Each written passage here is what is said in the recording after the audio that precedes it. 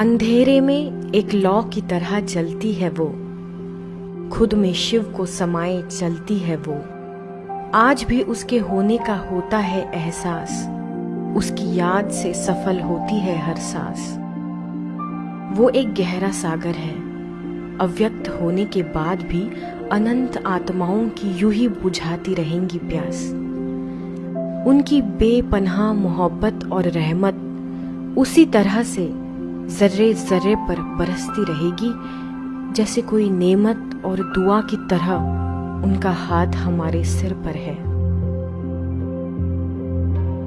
बस मेरी इतनी सी है कहानी। एक आम सी लड़की, नाम था मेरा शोभा। फिर परमात्मा ने बना दिया मधुबन की शोभा।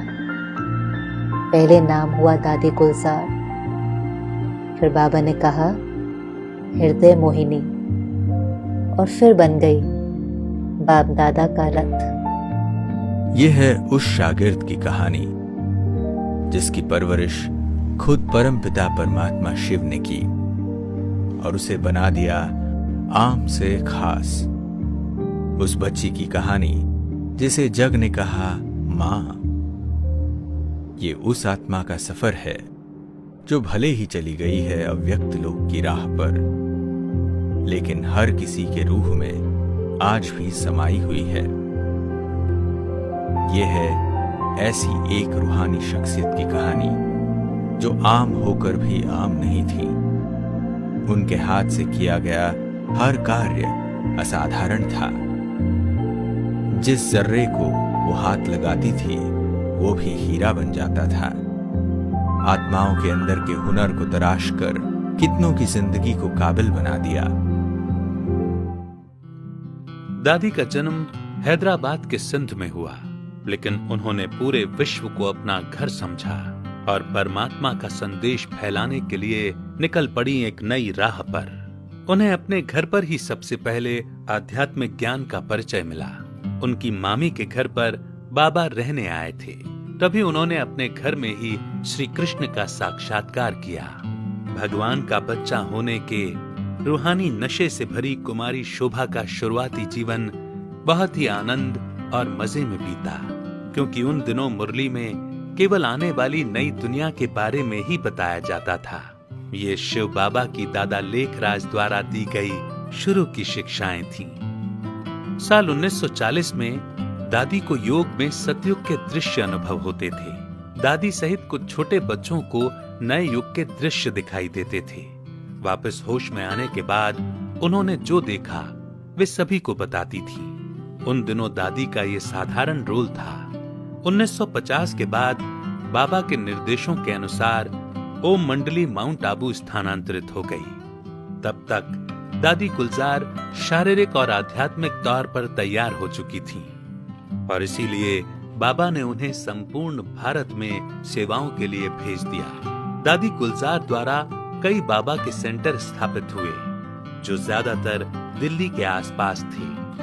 दादी ने निमंत्रण पर Australia, Japan, New Zealand, Philippines, America, Brazil आदि समेत कई पूर्व व पश्चिमी देशों का दौरा किया। उन्होंने आध्यात्मिकता, philosophy, Rajyoga, art of living आदि विषयों में निपुणता के साथ कई व्याख्यान दिए। वो विचारों में स्पष्ट, अनुभवों में धनी व बोल में सादगी का गुण रखती थी, जिस कारण अनेकों ने उनके द्वारा परमात्मा का संदेश पाया। जैसा कि आप जानते हैं, ब्रह्मा बाबा 18 जनवरी 1969 में अव्यक्त हुए। तब से दादी गुलजार अव्यक्त बाप दादा का पाठ बजाने लगी और बच्चों से मिलने, मुरली सुनाने का माध्यम बनी। 1969 से लेकर 2016 तक दादी जी सेवारत रहीं। वीआईपी के सम्मेलनों में दादी जी बाबा का संदेश अति सरल मगर दिल को छू जाने वाले शब्दों में देती थीं। उनका सरल, भोला व सबसे स्नेह रखने वाला स्वभाव ही मुख्य आकर्षण बनता था। 2007 से दादी जी ने मुख्य रूप से मधुबन या दिल्ली सेवा केंद्र पर रहकर सेवा का पाठ बजाया। बाप दादा ने निरंतर दादी जी को अपना माध्यम बनाया और बाप दादा का संदेश दिया। लेकिन 11 मार्च साल 2021 में दादी जी के अव्यक्त होने के बाद बाप दादा का ये पाठ भी समाप्त हो गया। लेकिन आज भी वो हर किसी की यादों में समाई है। हृदय को मोह कर हम सबके तुम चली गई अंबर के पार, कभी भूल ना पाएंगे हम आपका दिव्य रूहानी प्यार, कभी भूल ना पाएंगे हम आपका दिव्य रूहानी प्यार। ओ प्यारे दादे गुलजार, ओ मीठे दादे।